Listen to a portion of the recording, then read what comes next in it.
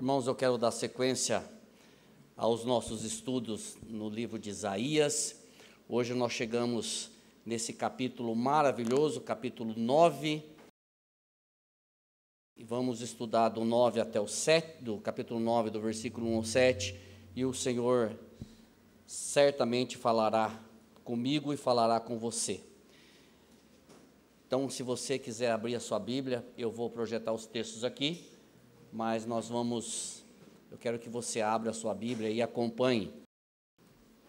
Mas para a terra que estava aflita não continuará a escuridão. Deus, nos primeiros tempos, tornou desprezível a terra de Zebulon e a terra de Naftali.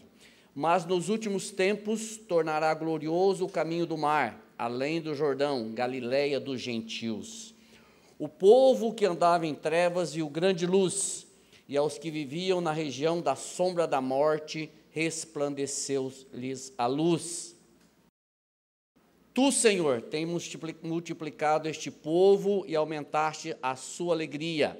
Eles se alegram diante de ti, como se alegram no tempo da colheita, e como exulta quando repartes os despojos, porque tu quebraste o jugo que pesava sobre eles, a vara que lhes feria os ombros, e o cetro do seu opressor, como no dia da vitória sobre os midianitas. Porque toda bota com que o guerreiro anda no tumulto da batalha e toda roupa revolvida em sangue serão queimadas, servirão de pasto para fogo, porque um menino nos nasceu, um filho se nos deu, o governo está sobre os seus ombros, e o seu nome será Maravilhoso Conselheiro, Deus Forte, Pai da Eternidade, Príncipe da Paz. Ele estenderá o seu governo e haverá paz sem fim sobre o trono de Davi e sobre o seu reino, para o estabelecer e para o firmar com juízo e com justiça, desde agora e para sempre. O zelo do Senhor dos Exércitos fará isto. Esse texto de 9:6, um dia eu quero voltar e falar somente sobre esse texto. Ele é maravilhoso, a promessa do Redentor está justamente aqui. Um menino nos nasceu, um filho se nos deu, o governo está sobre o seu ombro, e o seu nome será Maravilhoso Conselheiro, Deus Forte, Pai da Eternidade, Príncipe da Paz. Algumas traduções colocam uma vírgula ali em maravilhoso, depois conselheiro. Mas eu prefiro essa tradução porque todas as outras palavras elas são compostas. Então, possivelmente, a tradução mais correta para esse texto é Maravilhoso Conselheiro. Maravilhoso Conselheiro, Deus Forte, Pai da Eternidade, Príncipe da Paz. Para nós, antes de iniciarmos este capítulo 9, eu quero só fazer uma pequena retrospecto aqui, ou uma contextualização do capítulo 8, para nós podermos entender com mais propriedade esse capítulo 9, principalmente até o versículo 7. No capítulo 8, o Senhor fez diversas advertências ao povo. Muitos estavam trocando, ou muitos trocaram a clareza da palavra, que ali o profeta chama de o testemunho, e a lei pela obscuridade, ou seja, pela consulta aos mortos, consulta aos mágicos, aos feiticeiros. Havia uma troca da clareza daquilo que o Senhor havia prometido pela busca do ocultismo, pela busca daquilo que estava enterrado, daquilo que estava oculto ao homem. Tanto é que o profeta chega em certo momento que ele diz assim: se consultará os mortos a favor dos vivos? Ou seja, se nós estamos vivos, nós vamos consultar morto para saber o que aconteceu ou o que vai acontecer com os vivos. Aí ele diz: a lei é o testemunho, ou seja, a palavra do Senhor. Então, o profeta chama o povo ali do reino do norte e também do reino do sul, para que eles se atentem para a palavra, para a clareza da palavra. Porque, irmãos, quando não se tem clareza da palavra, ou clareza em busca da palavra, a obscuridade. E aí eu vou dizer uma coisa para vocês: dificilmente o homem sem Cristo, ele vai reconhecer que anda em trevas. Dificilmente o homem fora do Evangelho, dificilmente o homem e a mulher que não crê em Cristo, que ainda não recebeu Cristo como teu suficiente Senhor e Salvador, vai reconhecer que anda em trevas. Ele somente vai reconhecer, e você pode olhar isso para a sua vida, quando o véu for arrancado do seu coração, ou quando foi arrancado do seu coração, ou para aqueles que ainda não crê, quando o véu for arrancado do coração dessa pessoa, e aí ela vai ver de onde foi que o Senhor tirou ela. Isso acontece comigo, isso acontece com você que viveu no mundo, depois que o Senhor converteu o seu coração, depois que o Senhor trocou o seu coração de pedra por um coração de carne, depois que o véu foi arrancado, depois que o Espírito Santo revelou a graça a você, aí você diz, meu Deus, de onde o Senhor me tirou? Antes disso, você achava que estava andando nos caminhos certos. Antes disso, você brigava com aquele que dizia que você vivia em trevas. Só que depois que o Senhor revelou o Evangelho, aí você viu ou você vê quais os caminhos que você andou, por onde você andou, e você glorifica a Deus de o Senhor ter arrancado você daqueles caminhos. Algumas pessoas testemunham o seguinte: se o Senhor não tivesse convertido o meu coração, eu estaria morto ou preso. Esses são os caminhos que o homem sem Cristo anda. E aqui o profeta no capítulo 8 está falando justamente isso. Por que vocês estão querendo consultar os mortos para saber dos vivos? Por que vocês estão buscando o ocultismo, a magia? Por que vocês estão buscando os necromantes, os que já morreram para saber dos vivos? A lei e ao testemunho. E nós temos a mesma coisa hoje, a lei e ao testemunho, ou seja, nós temos o Evangelho, a palavra de Deus para nos orientar, para tirar toda a obscuridade, toda a nebulosidade, tudo aquilo que tenta nos atrapalhar, tenta colocar dúvidas. Nós temos a palavra de Deus, que é a nossa regra, única regra de fé e prática para nos conduzir. Então, nós temos a disposição nossa, e nós precisamos ser menos preguiçosos para ler. Apesar de tudo isso, irmãos, apesar de toda essa passagem do capítulo 8, o Senhor revela que há uma luz. E é interessante que toda vez que a Bíblia traz um mas, por isso, portanto, olha que interessante, nós já citamos isso aqui várias vezes. Quando você lê o livro de Efésios, no capítulo 2, isso mesmo, ele começa assim: ele vos deu vida estando vós mortos nos vossos delitos e pecados. E aí parece que o negócio vai afundando assim até o versículo 3. A hora que chega no versículo 4, ele diz, mas Deus, que é misericordioso. E aqui, no capítulo 9, versículo 1 e 2, é a mesma coisa. Ele diz assim, mas para a terra que estava aflita, não continuará a escuridão. Deus, nos primeiros tempos, tornou desprezível a terra de Zebulon e a terra de Naftali. Mas nos últimos tempos, tornará glorioso o caminho do mar, além do Jordão, Galileia dos gentios. O povo que andava em trevas viu grande luz, e aos que viviam na região da sombra da morte, resplandeceu-lhes a luz. Irmãos, se nós não tivéssemos o Novo Testamento, nós não íamos entender isso aqui nunca. Se nós não tivéssemos o Novo Testamento, nós íamos saber o que significa isso aqui. Só que graças a Deus pelo Novo Testamento, porque os evangelistas citavam o Velho Testamento e nos explicou o que significa isso daqui. Mateus explica isso daqui para nós. O que é esse novo tempo? O que é o antigo tempo? Os primeiros tempos, os últimos tempos. E nós vamos tentar entender o que significa isso e o que o Senhor tem para nos falar através desse texto. Primeiro, só fazendo um parênteses aqui, quando a gente diz aqui, Deus nos primeiros tempos tornou desprezível a terra de Zebulon. Ou seja, quando a gente olha para o que estava acontecendo ali, que é o exército assírio que estava invadindo o reino do norte, a gente acha que eles estavam fazendo por conta própria. Não, eu vou lá porque eu sou forte, eu sou poderoso, eu sou o exército mais poderoso da terra, mas a Bíblia diz assim que foi Deus que autorizou aquilo ali. Foi Deus quem permitiu aquilo ali. Deus tornou desprezível a terra de Zebulon, ou seja, Deus permitiu que o exército assírio invadisse o reino do norte. Nós aprendemos nos estudos do Danilo sobre Abacuque, que o Senhor diz o seguinte: eu vou usar isso daí como vara, eu vou usar isso daí como educação. Por quê? Porque vocês se desviaram dos meus caminhos, porque vocês se desviaram do meu conselho, porque vocês me trocaram por deuses estranhos, porque vocês estão confiando mais na força de vocês do que em mim. Fecha parênteses. A esperança, a luz, começa pela terra de Zebulon e pela terra de Naftali. E por que começa por essas duas terras? Porque essas duas cidades, quando foram invadidas pelo exército assírio, eles começaram pelo norte de Israel, e essas duas cidades elas foram devastadas.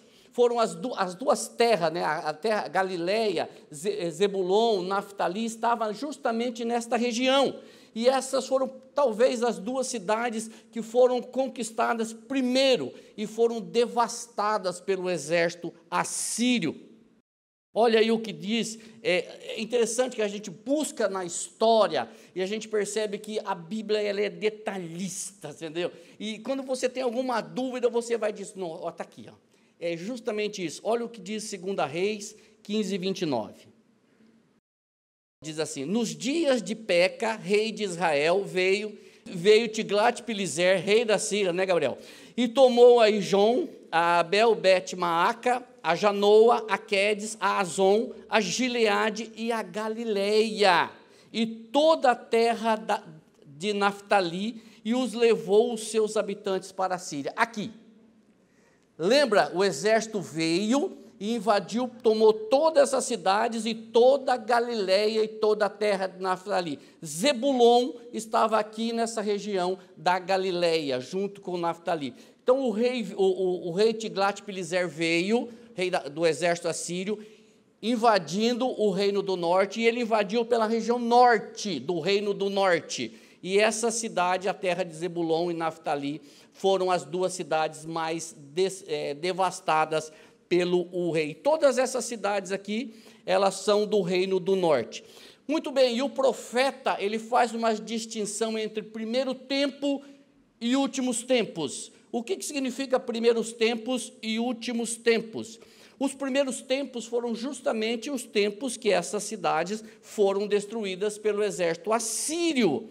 Ali, nessa invasão, houve o quê? Houve tristeza, houve morte, houve escravidão, houve cativos, e tudo isso por causa do quê? Por causa do abandono deles do Senhor. Consequências do pecado, consequência de um não arrependimento, e quando a gente olha para esse povo, a gente diz assim, mas que povo duro! Eu posso fazer esse mesmo comentário olhando para o espelho, e você também. Que povo duro! Que povo que sabia do Senhor, conhecia do Senhor. Eu já vi muita gente dizendo o seguinte, como é que aquele povo do deserto não cria no Senhor, né, irmão? Viram tantos milagres, né? 40 anos vendo milagre e não cria no Senhor. Falei, pois é, você já fez essa pergunta olhando para o espelho? Puxa, é verdade. Essa semana eu estava conversando com um colega e ele falou justamente isso. Irmãos, como que Sansão, né? Como é que Sansão pôde se desviar do Senhor, né? Tanto poder, né? E eu fiz a mesma questão para ele. Você já fez esse questionamento olhando para o espelho? Ele falou, louco, mas você matou eu, né? Eu falei, mas é justamente isso mesmo. Qual a diferença entre Sansão e você? Ele é tão pecador quanto você. Então, irmãos, é justamente isso, consequência de uma desobediência e de um povo que era rebelde. E os últimos tempos que o profeta cita, o que é esses últimos tempos? Os últimos tempos foi justamente quando Jesus foi morar na Galileia. A maior parte do ministério, um bom tempo do ministério de Jesus aconteceu justamente na Galileia. Jesus morou na Galileia, ele morou numa cidade chamada Cafarnaum, e essa cidade é na Galileia. E é interessante que os últimos tempos que a Bíblia cita é desde a primeira vinda até a volta de Cristo, a segunda vinda. Então, os últimos tempos que o profeta cita aqui depois que Jesus nasceu, quando Jesus já começou o ministério dele. Então, estes são os últimos tempos. Jesus, como eu disse, ele morou na Galileia. E como que a gente sabe disso? Eu vou só contar uma historinha rápido para vocês. Depois quando Jesus tinha nascido, ele é novinho ainda, tinha o rei Herodes. Vocês lembram daquela passagem que o rei Herodes mandou matar todas as crianças abaixo de 2 anos? Pois é, nesse período o anjo apareceu para José e Maria e mandou eles levar o Jesus para o Egito. Concorda comigo? Depois que Herodes tinha morrido, o anjo apareceu para José e Maria e falou: volta para Israel. Só que quando eles estavam voltando para Israel, eles ficaram sabendo que Arquelau, filho de Herodes, se não me falha a memória, reinava no lugar de Herodes. E eles ficaram com medo de ir para lá. E aí o anjo falou e eles foram para onde? Para Cafarnaum, para Galileia, para que se cumprisse a profecia de Isaías. Ou seja, parece que é tudo por acaso, mas não é nada por acaso. É sob a direção do Senhor. Olha o que diz Mateus 4, 12 a 16. Diz assim: ouvindo, porém, Jesus que João fora preso, retirou-se para a Galileia e, deixando Nazaré, foi morar em Cafarnaum. O texto que eu citei é um, esse daqui nós estamos falando de outro. E deixando Nazaré, foi morar em Cafarnaum, situada à beira-mar, nos confins de Zebulon e Naftali, para que se cumprisse o que fora dito por intermédio do profeta Isaías. E aí é o cumprimento da profecia. Terra de Zebulon, terra de Naftali, caminho do mar, além do Jordão, Galileia dos gentios, o povo que jazia em trevas viu grande luz, e aos que viviam na região da sombra da morte, resplandeceu-se-lhes a luz. Ou seja, esta profecia de Isaías sendo cumprida mais de 700 anos depois. Se nós não tivéssemos o Novo Testamento, nós não entenderíamos aquilo lá. Muitas coisas do Velho. Primeiro, que se nós não tivéssemos o Novo Testamento, não saberíamos nem onde que Jesus nasceu. Ele nasceu aonde? Em Belém? Não, mas ele nasceu no Egito. Não, mas ele foi para Galileia. Mas ele é chamado Galileu. Mas ele Nazareno. Mas o Novo Testamento vem justamente para nos esclarecer. Justamente não. Para nos esclarecer esses detalhes que, se nós não tivéssemos, nós ficaríamos numa situação um pouco complicada. Ou seja, irmãos, esta profecia, ela foi cumprida. E aquele povo sem esperança, agora eles recebem a luz, com letra maiúscula, a luz, Cristo Jesus. Essa profecia se cumpriu.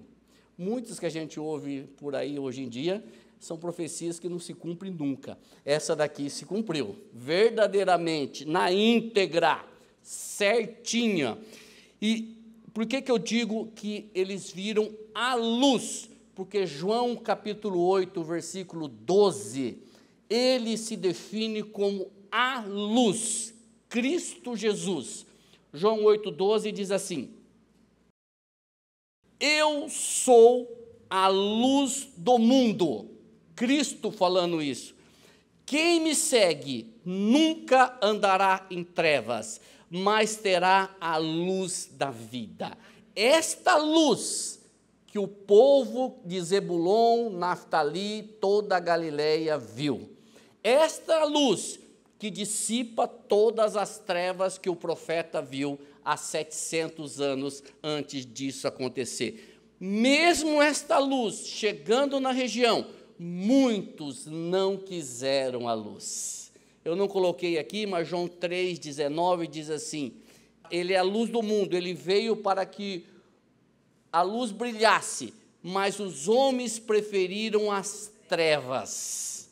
Ou seja, se nós pegarmos isso daqui e jogar para o capítulo 8 de Isaías, nós vamos ver justamente isso daqui. Ao invés do povo procurar os caminhos do Senhor, preferiam o ocultismo, preferiam o seu poder militar, preferiam as suas forças, nada diferente do que nós percebemos hoje.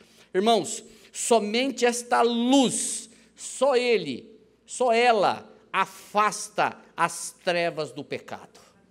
Só esta luz afasta as trevas do pecado.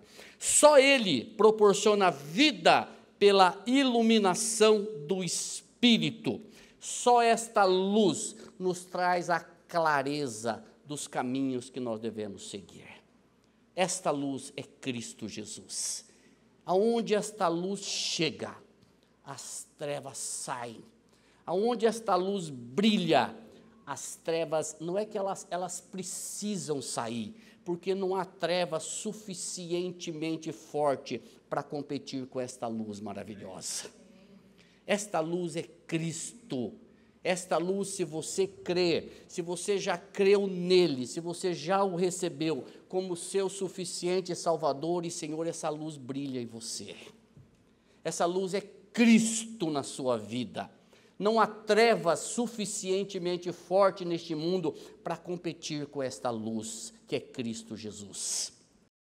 Russell Shedd, ele diz uma coisa, ele falou uma frase interessante, ele diz assim: a vida, por mais movimentada que seja, é apenas um prelúdio da morte, quando se desconhece a alegria das realidades espirituais que Cristo veio oferecer.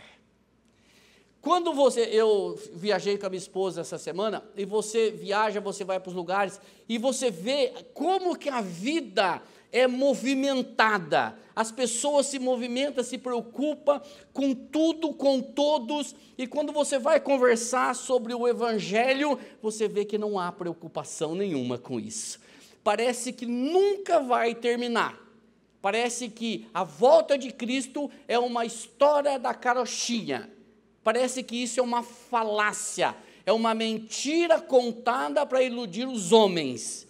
E as pessoas acreditam mais que ele não vai voltar do que ele vai voltar. O profeta falou que ele viria, tem até uma frase que a gente ouve por aí, diz assim: o profeta falou que ele viria, ele veio. Ele disse que morreria, ele morreu. Ele disse que ressuscitaria, ele ressuscitou. Ele disse que subiria aos céus, ele subiu. Ele disse que voltaria. Será que ele só mentiu na última? Não, ele vai voltar. Ele vai voltar. E as pessoas estão simplesmente ignorando isso, de que ele vai voltar para buscar a sua igreja. Estes termos, irmãos, primeiros tempos e últimos tempos, demonstra também a justiça de Deus e a graça de Deus. Justiça porque ele estava trazendo a vara de correção sobre o reino do norte, que também depois viria sobre o reino do sul, e ele estava, e graça, porque muitos dos israelitas, reino do norte, retornariam com os judeus, reino do sul. Ele estava trazendo uma vara de correção sobre aqueles dois reinos, mas ao mesmo tempo ele estava trazendo a sua graça. Primeiro porque no futuro o teu filho, o Redentor, viria. Mas antes disso, o seu povo retornaria do cativeiro, 70 anos depois. E aqui eu quero fazer um outro parênteses. Quando você lê o livro de Daniel, capítulo 9, Daniel era um profeta, né? A gente acredita que Daniel andava assim, revelação, andava assim, outra revelação, revelação dessa. Só que quando você olha para o livro de Daniel, capítulo 9, versículo 2, você vai ver que Daniel entendeu que o cativeiro duraria 70 anos, estava acabando, lendo o profeta Jeremias. Ou seja, o que Daniel estava fazendo? Estudando. E a gente olha para Daniel, parece que ele vivia de revelação, né? O Senhor me revelou agora, o Senhor me revelou aqui. Não, mas Daniel estava estudando o profeta Jeremias, e ele entendeu pela leitura do profeta Jeremias que o cativeiro estava terminando. Fecha parênteses. Olha aí o que diz o que o cronista Esdras fala em 1 Crônicas 9, 2, 3, sobre o retorno do povo. Ele diz o seguinte: os primeiros habitantes que de novo vieram morar nas suas próprias possessões e nas suas cidades foram os israelitas, Israel, reino do norte, os sacerdotes, os levitas e os servos do templo. Porém, alguns dos filhos de Judá, dos filhos de Benjamim e dos filhos de Efraim e Manassés habitaram em Jerusalém. Se nós fizermos uma leitura muito superficial disso daqui, talvez a gente não consiga entender, mas presta atenção no que eu vou falar aqui. Por que eu estou falando que o reino do norte voltou com o reino do sul e aí moraram em Jerusalém? Quando a gente fala aqui de Judá e Benjamim, nós estamos falando das duas tribos do reino do sul, Judá e Benjamim. Só que quando nós falamos em Efraim e Manassés, nós estamos falando do reino do norte. Se você for ler a Bíblia, às vezes você vai encontrar o reino do norte como sendo citado como Efraim. Por quê? Porque era a maior tribo do reino do norte. E você vai ver o reino do sul citado como Judá, porque Judá era a maior tribo do reino do sul. Então, as 4 tribos citadas, que detalhes da Bíblia, voltam no cativeiro e moram todos em Jerusalém. Aí você vai dizer assim, mas qual a importância disso? A importância é que antes disso nós tínhamos 2 reinos, um reino do norte e um reino do sul. Depois do cativeiro, a impressão que nós temos, e o que o cronista parece que deixa claro, é que há uma junção novamente dos reinos e todos voltam a residir na mesma terra. Ou seja, irmãos, dando continuidade, Isaías 9, capítulo 9, versículo 3 e 4, nós percebemos que aqui começa a visão do profeta Isaías, quando ele diz assim: Tu, Senhor, tens multiplicado este povo e aumentaste a sua alegria. Eles se alegram diante de ti, como se alegram no tempo da colheita e como exulta quando reparte os despojos. Porque tu quebraste o jugo que pesava sobre eles, a vara que lhes feria o ombro e o cetro do seu opressor, como no dia das vitórias, na vitória dos midianitas. Que coisa interessante. As trevas daquele momento seria substituída pela alegria da presença do Senhor. As trevas, toda a dor, toda a escuridão, todo cativeiro, toda a luta, tudo que eles estavam passando, seria substituída pela alegria da presença do Senhor. A profecia de que o Redentor viria. A tristeza que caíra sobre aquele povo seria transformada em alegria, e uma alegria tamanha comparada à alegria dos tempos das colheitas. Eu coloquei um exemplo aqui, é legal. Nós aqui, urbanos, nós não temos muita noção do que é a alegria de uma colheita. Mas quem vive na zona rural, quem depende da colheita, daquilo que a terra dá para o seu sustento, sabe, ler um texto desse, sabe do que significa. Quando você planta ali, você depende daquilo ali, e vem as chuvas na época certa, e você faz uma excelente colheita. É uma alegria, é só você conversar com um agricultor, e você vai ver qual é a alegria daquela colheita bem feita, porque ele fica naquela dependência, ele não consegue fazer nada, ele não consegue fazer chover, ele não consegue fazer o sol, ele fica naquela dependência, e quando o Senhor manda na época certa, há uma alegria tremenda de você colher um bom café, uma boa soja, o trigo, o arroz, seja lá qual for a plantação que você fizer. E alguns estudiosos acrescentam que o profeta está falando da maior alegria que o povo receberia, que além da alegria da colheita, seria a alegria da vinda do Redentor. E esta alegria, irmãos, ela é comparada àquela alegria que o anjo trouxe aos pastores, em Lucas capítulo 2, versículos 10 e 11, quando o anjo apareceu para os pastores que estavam apacentando lá à noite, e ele traz a mensagem do nascimento do Redentor, e olha o que ele diz: o anjo, porém, lhes disse: não temais, eis que vos trago boa nova de grande alegria, que será para todo o povo. É que hoje vos nasceu na cidade de Davi o Salvador, que é Cristo o Senhor. Esta alegria, uma alegria indizível, comparada com aquela alegria que o profeta está falando lá em Isaías capítulo 9. Dando sequência, irmãos, também o profeta trabalha, ele fala dessa alegria como a alegria de um exército vencedor. Só podia recolher despojos aquele exército que vencia. E nós percebemos também a alegria de um rompimento, que ele chama aqui de vara do opressor. Lembra que eu falei há pouco que a vinda desse exército assírio seria como vara de educação, que o Senhor traria esse exército assírio para educar, porque o povo tinha se distanciado do Senhor.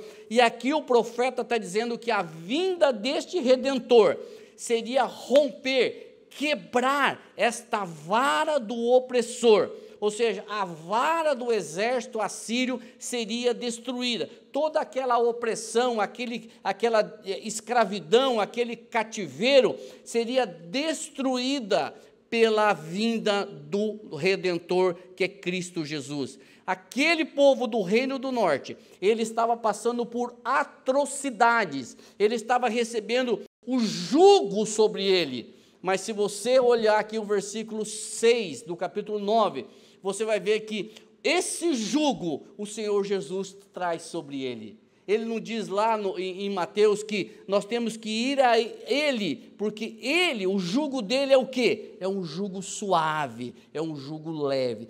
Esse jugo, esse opressor, essa vara de opressão que estava sobre o povo seria destruída, porque ele é o cetro de justiça comparado com o cetro de injustiça de Tiglat-Pileser. Eu coloquei 2 textos aqui para nós falarmos sobre isso, Salmo 45, 6 e Hebreus 1, 8, onde diz aqui: o teu trono, ó Deus, é para todo sempre, cetro de equidade é o cetro do seu poder. E ainda Hebreus 1, 8, para nós entendermos de quem é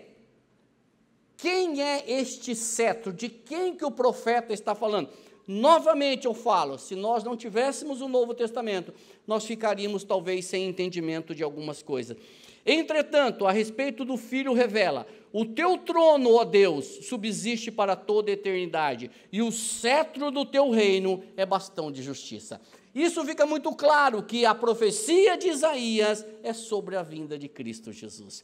Hoje, para mim e para você, está muito claro, mas irmãos, volta 700 anos antes de Cristo. Volta 700 anos de Cristo e recebe uma profecia dessa. O cetro de justiça quebrará todo o cetro de injustiça.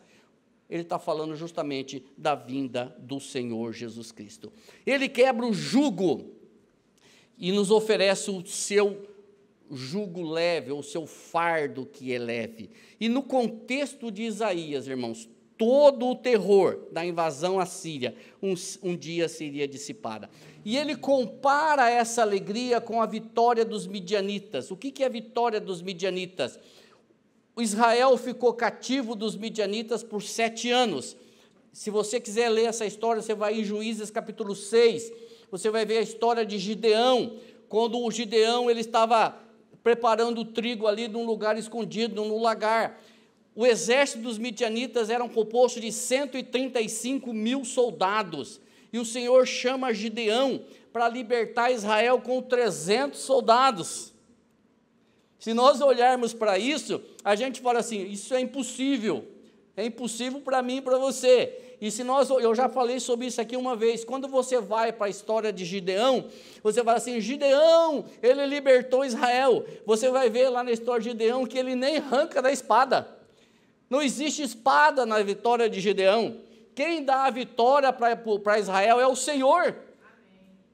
Numa mão, Gideão tinha uma tocha, na outra ele tinha o cântaro. E cadê a espada? Não tem espada na vitória. Porque quem pelejava por Israel era o Senhor. Quem pelejou por Israel é o Senhor. Quem matou todo o exército dos midianitas foi o Senhor. E não foram os 300 soldados de Israel. E eles comparam essa alegria com a mesma vitória que o Senhor deu para Israel na vitória dos midianitas. Ou seja, uma alegria tremenda, que é a vinda do Redentor como nosso Senhor. Irmãos, deixa eu só ler um texto aqui que eu achei muito interessante. Todas essas alegrias proporcionadas pelas colheitas, pelos despojos, pelas conquistas, são passageiras, são temporais. Mas é evidente, o que Cristo nos traz é uma alegria completa, perfeita, indizível, que não pode de forma alguma ser roubada ou privada. Embora várias tempestades devam surgir nas nossas vidas e aflições tenhamos que passar, a alegria proporcionada por Cristo em nós supera tudo isso. Sabe, aqui a gente precisa fazer um outro parênteses. Ser cristão não significa estar isento de problemas. Ser cristão não significa estar isento de dificuldades, de passar por uma enfermidade, de passar por uma situação adversa, de passarmos por trevas que às vezes tentam nos enredar. Mas ser cristão é ter certeza de que Cristo em nós é maior do que tudo isso. Ser cristão, irmãos, é saber que esta alegria, ela é perfeita, ela é completa, ela é indizível, e nada pode nos separar do amor de Deus, não é isso que diz a palavra? Seria altura, profundidade, largura, comprimento, o que pode nos separar do amor de Deus que está em Cristo Jesus? Nada, nada pode nos separar, e isso tudo é pela graça dele. Muito bem, Isaías 9,5, dando continuidade, diz assim: porque toda bota com que o guerreiro anda no tumulto da batalha, e toda roupa revolvida em sangue serão queimadas, servirão de pasto do fogo. Ou seja, isso é consequência da vinda do Redentor. A guerra será esquecida e a luz, ela triunfará sobre as densas trevas. E da mesma forma que o povo deveria se alegrar com a chegada do Rei Eterno, nós temos que nos alegrar duplamente. A nossa alegria é dupla, irmãos. Você sabe por que a nossa alegria é dupla? Porque Ele verdadeiramente veio. Você crê nisso? E Ele verdadeiramente voltará. Você crê nisso? Então a nossa alegria é dupla. Nós temos, pela palavra de Deus, pela Bíblia, nós sabemos que Ele veio a primeira vez. O ministério que Ele reinou aqui, o ministério que Ele teve aqui, Ele morreu na cruz, Ele perdoou os nossos pecados, Ele levou você a morrer nele, perdoar os seus pecados, Ele nos batizou no seu corpo, e quando Ele ressuscitou, nós ressuscitamos com Ele para uma nova vida, os nossos pecados foram perdoados. Você crê nisso? Se você crê nisso, é porque você crê no que está escrito na palavra de Deus. Então isso é uma alegria fantástica. A segunda maior que essa, ou igualmente a esta, é que Ele vai voltar para buscar a sua igreja. E da mesma forma que foi certeza que Ele viria e que Ele veio, certeza que Ele voltará. E nós devemos estar preparados como cristãos, filhos de Deus, não pelos nossos méritos, mas por aquele que nos fez filhos. E é o caminho, não vou falar que é o caminho para o final, porque falta bastante, mas Isaías 9, 6, 7, que eu falo umas 4 vezes que vou terminar. Quando eu falo que vou terminar, eu vejo os irmãos até fechando a Bíblia. Aí eu continuo, aí os irmãos ficam bravos comigo. 6, 7, é agora, esse texto, irmãos, ele é maravilhoso. Esse texto, ele... Oh, glórias, porque um menino nos dá... Irmão, alguém tem dúvida de que aqui é de Cristo que está falando? Vocês não estão falando, não estão achando que aqui é filho de Jeremias, não, né? Não estão, aqui Isaías teve 2 filhos, um resto volverás, rápido, depressa, despojo, alguma coisa que eu não lembro certinho, mas aqui não é nenhum dos 2 filhos de Isaías, aqui é sobre Cristo, porque um menino nos nasceu, um filho se nos deu, o governo está sobre os seus ombros, e o seu nome será maravilhoso, conselheiro, Deus forte, Pai da eternidade, príncipe da paz. Ele estenderá o seu governo, e haverá paz sem fim sobre o trono de Davi, e sobre o seu reino, para o estabelecer e para o firmar com juízo e com justiça. Percebe? Juízo e justiça, desde agora e para sempre. O zelo do Senhor dos Exércitos fará isso. Que coisa maravilhosa, que coisa maravilhosa. Pois é, irmãos, a libertação, olha que assim os detalhes da Bíblia, a libertação de um povo cativo sendo massacrado por um exército poderoso será pelo nascimento de uma criança. Só Deus para fazer isso. Só Deus para fazer isso. A fragilidade de uma criança, o governo está sobre os seus ombros. Só Deus para fazer isso. O nascimento de uma criança, a fragilidade de uma criança que viria ao mundo, seria e como é e é a solução de todas as situações. O nascimento desta criança aconteceria 700 anos depois. E o texto inicia, porque o menino nos nasceu. Ué, mas não vai nascer 700 anos depois? Ele está usando o verbo no passado. O menino nos nasceu. Como pode isso? Ele está falando do nascimento de Cristo, que já aconteceu e vai acontecer literalmente 700 anos depois.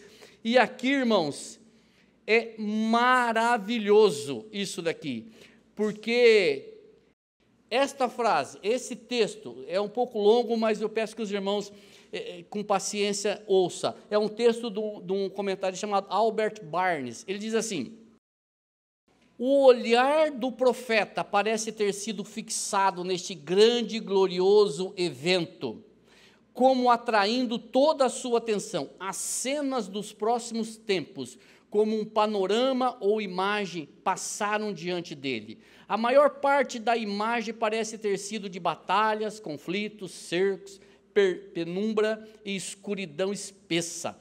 Mas em uma parte da cena que passava havia luz. Foi a luz que ele viu surgindo na Galileia distante e escura. Ele viu a alegria do povo, a armadura de guerra deixada de lado, a imagem da paz tendo sucesso, a luz se expandindo e se tornando mais intensa à medida que as trevas se retiravam, até que viu nesta região o príncipe da paz, o próprio sol da justiça. Os olhos do profeta olhavam atentamente para aquela cena, estavam fixos naquela parte da gravura. Ele vê o Messias e o descreve como já veio e nasceu para toda a nação. O profeta vê o Messias e o descreve como se ele já tivesse nascido. Que coisa! E o que Pedro fala sobre isso? Pedro fala assim: sabendo que não foi com coisas corruptíveis como prata e ouro que fostes resgatados da vossa vã maneira de viver, que por tradição recebeste dos vossos pais, mas com o precioso sangue de Cristo, como de um cordeiro imaculado, o qual, na verdade, em outro tempo foi conhecido, ainda antes da fundação do mundo, mas manifestado nesses últimos tempos por amor de vós. O cordeiro foi imolado, irmãos. Os nossos pecados foram perdoados antes de você existir. O cordeiro foi imolado, foi morto antes da fundação do mundo, mas foi manifestado nesses últimos tempos para que eu e você pudéssemos crer.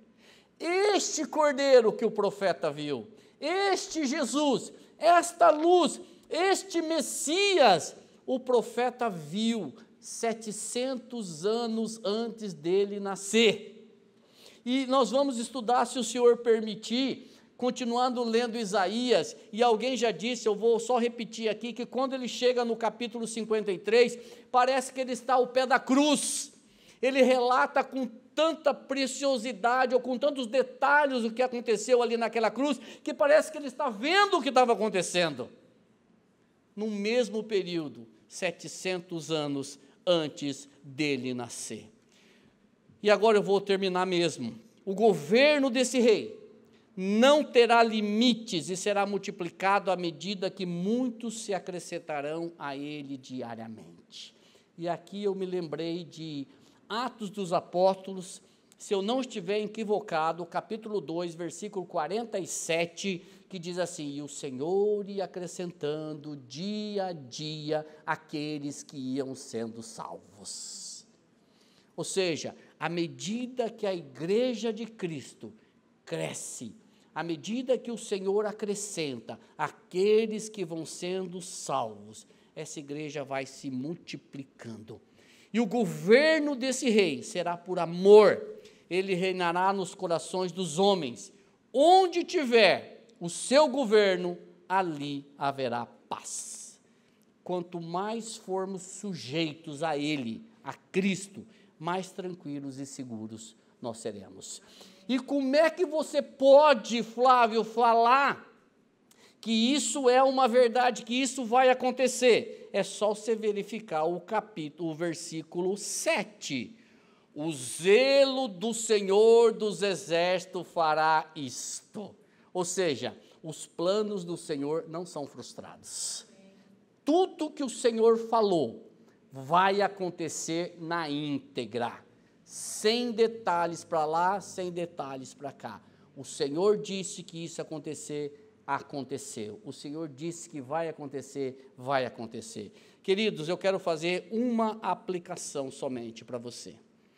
Este Redentor veio e a nós cabe a obrigação de pregá-lo, de anunciá-lo a este mundo caído, a este mundo que acha que está no caminho certo, a este mundo, e você tem pessoas que você conhece, que não acredita que vive em trevas, que acha que está certo, que ele tem o livre-arbítrio, que ele comanda a vida dele e que ninguém mais sabe fazer o que ele faz. A nossa obrigação é falar: meu querido, você está errado e você está indo para o inferno. É fácil? Não. Dói. Mas este Redentor veio e a nós cabe-nos pregá-lo, anunciá-lo em todo e qualquer situação, como o Senhor fala, como Paulo fala para Timóteo: Timóteo, não perca a oportunidade, prega o Evangelho em toda e qualquer situação. E aí eu digo para você que já crê, se você já creu em Cristo, se você já é um crente, agradeça a Ele, e saiba que não foi pelos seus belos olhos azuis, mas foi pela graça do Senhor na tua vida, não foi pela tua sabedoria elevada, mas foi pela graça do Senhor na sua vida, não foi pelos seus méritos, mas foi pela graça de Jesus na sua vida. E se você ainda não crê, meu querido, minha querida, corra para Ele, ainda há tempo. Eu me lembrei agora de uma interessante, você vai nas estradas, você vê umas coisas que você fala: puxa, olha que coisa interessante. Às vezes você vai numa curva, tem assim, 5, 4, 3, 2, 1, ou seja, diminua a velocidade, porque a curva lá na frente, ela é perigosa. Irmãos, talvez você esteja no 3 já. Vai para Cristo, corra para Ele, se refugie nele. Eu não sei quais são os tamanhos dos seus problemas, mas eu sei o tamanho de Cristo.